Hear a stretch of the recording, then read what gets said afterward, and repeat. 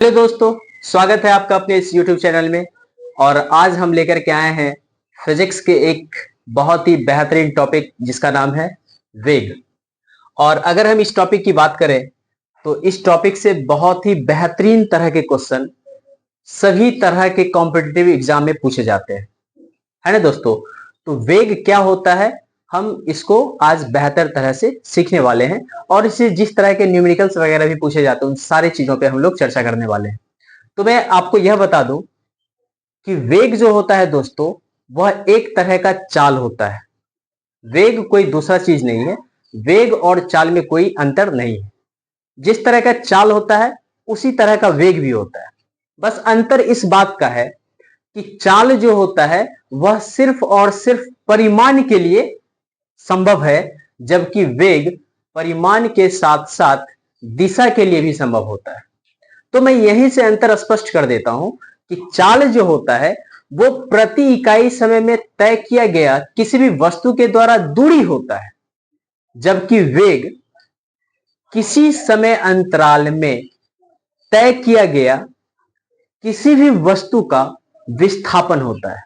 या फिर हम दूसरे शब्दों में कहें कि जो वेग होता है दोस्तों, वह किसी निश्चित दिशा में किसी वस्तु के द्वारा प्रति इकाई समय में तय की गई दूरी होती है। और निश्चित दिशा में तय की गई दूरी जो होती है दोस्तों, वह विस्थापन भी कहलाता है।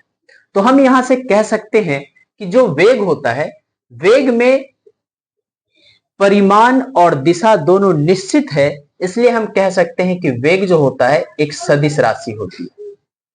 क्या होती है दोस्तों? सदिश राशि होती है। और सदिश राशि होने का मतलब है कि इसमें दिशा भी है और इसमें क्या होता है, परिमाण भी होता है।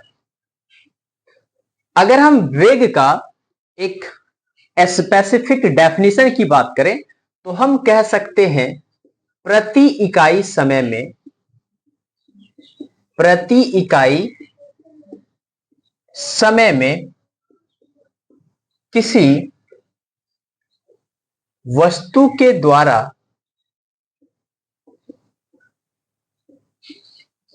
तय किया गया विस्थापन, तय किया गया विस्थापन उस वस्तु का वेग कहलाता है। उसे ही वेग कहा जाता है।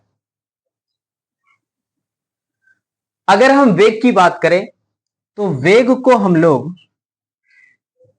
भी वेक्टर से, भी के ऊपर एरो लगा हुआ रहता है ना दोस्तों, वी वेक्टर द्वारा सूचित किया जाता है, सूचित किया जाता है। अगर हम इसके एसआई मात्रक की बात करें तो वेग का जो एसआई मात्रक होता है दोस्तों, वो होता है मीटर प्रति सेकेंड। मीटर प्रति सेकेंड होता है ना दोस्तों। अगर हम इसके विमीय सूत्र की बात करें, विमीय सूत्र की बात करें तो मीटर के लिए हमारा एल होता है और सेकेंड के लिए हमारा टी होता है।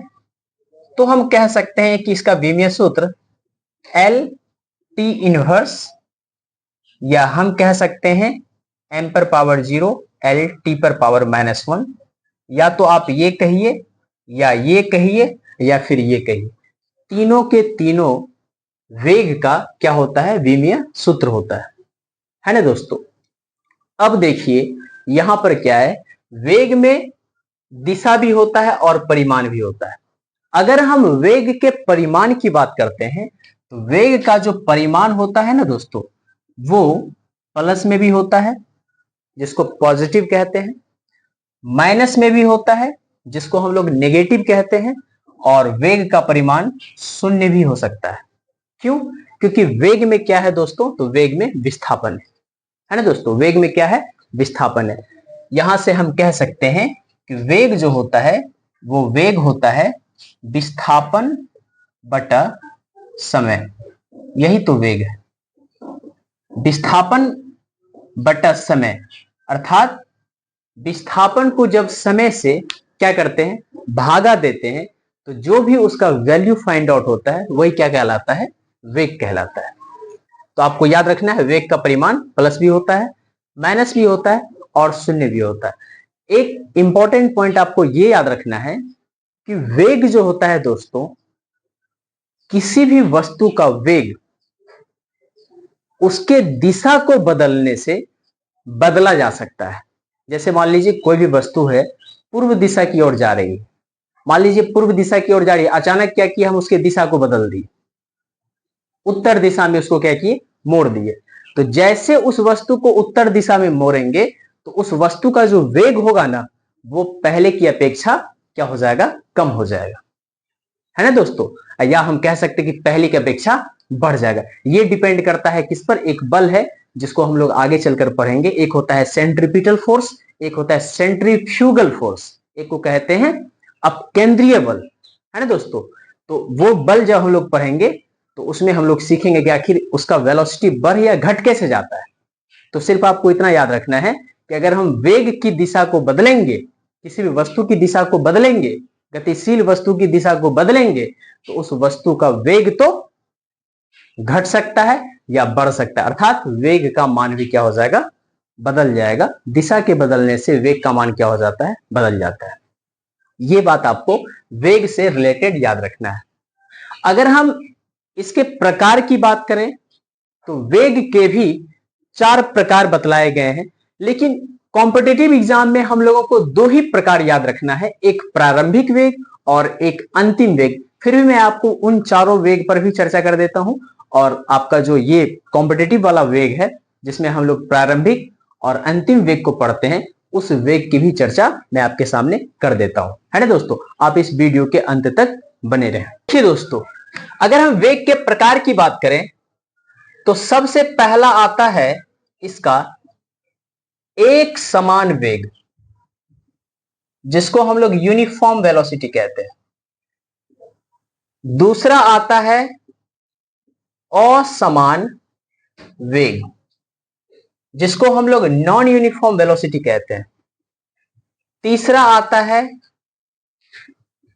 तात्क्षणिक वेग, और चौथा आता है औसत वेग। औसत वेग, एक एक करके सबके बारे में समझ लेते हैं। अगर हम एक समान वेग की बात करें तो वेग क्या होता है दोस्तों, विस्थापन बटा समय। मतलब समान समय अंतराल में जब किसी वस्तु के द्वारा तय किया गया विस्थापन समान होता है, समान समय अंतराल में समान विस्थापन, तो उसको हम लोग बोलेंगे एक समान वेग। समान समय अंतराल में असमान विस्थापन या असमान समय अंतराल में समान विस्थापन तय किया गया वेग कहलाता है असमान वेग। तात्क्षणिक वेग जो होता है यह किसी खास समय अंतराल के लिए होता है।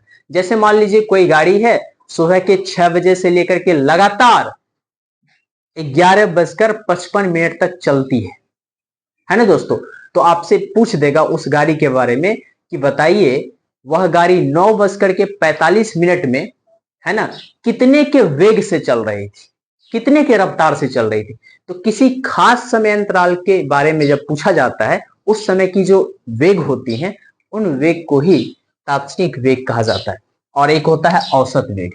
ये जो औसत वेग होता है ना दोस्तों, इस केस में आपको याद रखना है, अगर त्वरण समान होता है, त्वरण अगर क्या हो, एक समान हो,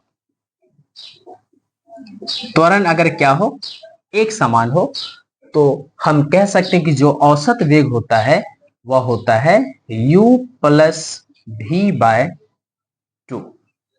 अब यहीं पर एक बात आ गया कि आखिर ये u और v क्या होता है। तो आपको याद रखना है कि ये जो u होता है ना दोस्तों, इसी को कहा जाता है प्रारंभिक वेग। क्या बोलते हैं, प्रारंभिक वेग। और ये जो आपको v दिख रहा है, इस v को कहा जाता है अंतिम वेग। क्या कहा जाता है दोस्तों, अंतिम वेग।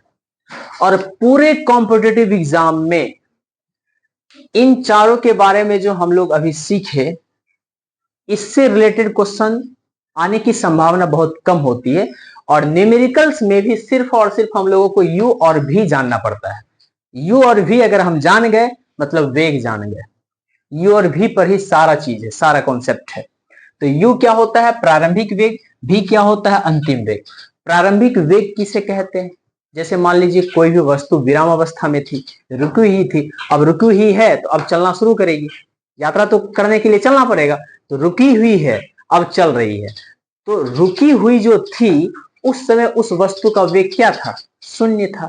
तो जब कोई भी वस्तु, याद रखना है दोस्तों, जब कोई भी वस्तु विरामावस्था से चलना शुरू करती है तो आपको याद रखना उस समय u का मान हमेशा क्या होता है? 0 मीटर प्रति सेकेंड। इस चीज का तो वैल्यू फिक्स है। और ये आप गांठ बांध लीजिए कि कभी भी न्यूमेरिकल्स में अगर आपको यह मिल जाए कि कोई वस्तु थी, जैसे एक कार विरामावस्था से चलना शुरू करती है, तो विराम अवस्था का मतलब होता है रुका हुआ है, जब रुका हुआ है इसका मतलब उसका प्रारंभिक वेग क्या हो जाएगा? शून्य हो जाएगा, है ना दोस्तों। अदरवाइज अगर मान लीजिए किसी न्यूमेरिकल्स में है एक वस्तु है, उसको मैंने फेंका, तो बेसी बात है कुछ उसमें वेग था, चाहे 20 मीटर प्रति सेकंड हो, 25 मीटर प्रति सेकंड। तो किसी भी वस्तु को हम जब फेंकते हैं, है ना दोस्तों, जो किसी भी वस्तु को हम क्या करते हैं जब फेंकते हैं, तो इससे सिद्ध हो जाता है कि उसका कुछ ना कुछ वेग है, और वैसे वेग को ही क्या कहा जाता है? प्रारंभिक वेग कहा जाता है।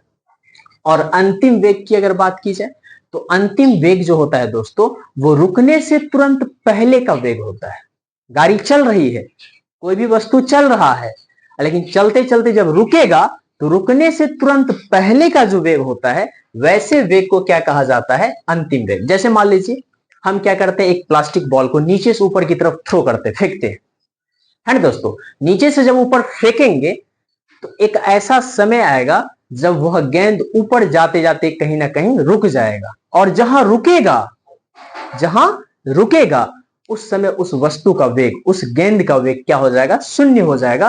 तो वैसे वेग को ही हम लोग भी कहते हैं। क्या कहते हैं दोस्तों? भी कहते हैं, जिसका वैल्यू क्या हो जाता है? शून्य हो जाता है। और जब गेंद रुक जाएगा चलते चलते तो फिर वहां से वो नीचे आएगा, है ना दोस्तों। तो u का वैल्यू शून्य कब मानेंगे? तो विरामावस्था से जब कोई वस्तु चलना शुरू करती है। v का वैल्यू शून्य कब मानेंगे? जब किसी वस्तु को हम फेंक दिए ऊपर की तरफ, है ना, नीचे ग्रेविटी भी उसको खींच रही है, और एक ऐसा समय आएगा जब उसका वेग क्या हो जाएगा? शून्य। जब तक शून्य नहीं होगा तब तक वह वस्तु नीचे आएगा ही नहीं, है ना दोस्तों। ब्रेक लगाएंगे किसी भी गाड़ी पर, तो जब तक उसका वेलोसिटी घटेगा नहीं तब तक वह गाड़ी चलने से रुकेगी नहीं। गाड़ी रुकेगी तब जब उसका वेग क्या हो जाएगा? शून्य हो जाएगा, है ना दोस्तों। तो ऐसा नहीं कि सब केस में हम v का वैल्यू शून्य ही रखेंगे, ऐसा नहीं होता है। ऐसा तब होगा जब खास करके हम किसी वस्तु को कहां फेंकते हैं? ऊपर दिशा की ओर फेंकते हैं। उस ऑब्जेक्ट का जो फाइनल वेलोसिटी होता है, अंतिम वेग होता है, वो शून्य हो जाता है। विरामावस्था से जब कोई वस्तु चलती है तो उसका जो प्रारंभिक वेग होता है दोस्तों, वह क्या हो जाता है? शून्य हो जाता है। ये बात आपको याद रखना है। तो ये सारी बातें जो हैं, ये है वेग की। और वेग से तरह तरह के क्वेश्चन भी पूछे जाते हैं, है ना दोस्तों। और जहां वेग आ जाता है वहां त्वरण को भी पढ़ना पड़ता है। अभी हम लोग सीखे, क्या सीखे? असमान वेग में क्या होता है? असमान समय में समान विस्थापन, या असमान विस्थापन को समान समय में तय करता है। तो ऐसा स्थिति जब होता है ना, तो वहां पे त्वरण आ जाता है। क्या आ जाता है? त्वरण। तो हम लोग नेक्स्ट क्लास में, नेक्स्ट वीडियो में हम लोग सीखेंगे कि त्वरण क्या होता है। कर वक्त बर्बाद अपना, समय न यूं बिताना है। कर वक्त बर्बाद अपना, समय न यूं बिताना है। कर मेहनत डट कर यूं, सपने सच कर दिखाना है। तो इन चीजों को हम लोग क्या करें कि हम लोगों का जो सपना है, उस सपने को साकार कैसे करेंगे, तो उसके लिए हम लोगों को मेहनत करना है। तो मेहनत किस तरह से करेंगे? तो मेहनत जिस तरह से एक चींटी पहाड़ पर चढ़ने का बारंबार प्रयास करती है, अंततः वो फिसलती है, फिर ऊपर चढ़ती है, फिर फिसल कर नीचे आ जाती है, फिर चढ़ती है, फिर फिसल कर नीचे आ जाती है, लेकिन हिम्मत नहीं हारती है, और अंततः वह चींटी उस पहाड़ की उस ऊंचाई तक पहुंच जाती है। तो इस प्रकार का बारंबार प्रयास अगर हम लोग भी करते रहेंगे तो हम लोगों का जो लक्ष्य है, हम लोग अपने चरम लक्ष्य तक पहुंच जाएंगे, है ना दोस्तों। तो फिर मिलते हैं अगली क्लास में। आज का क्लास इतना ही, तब तक के लिए धन्यवाद।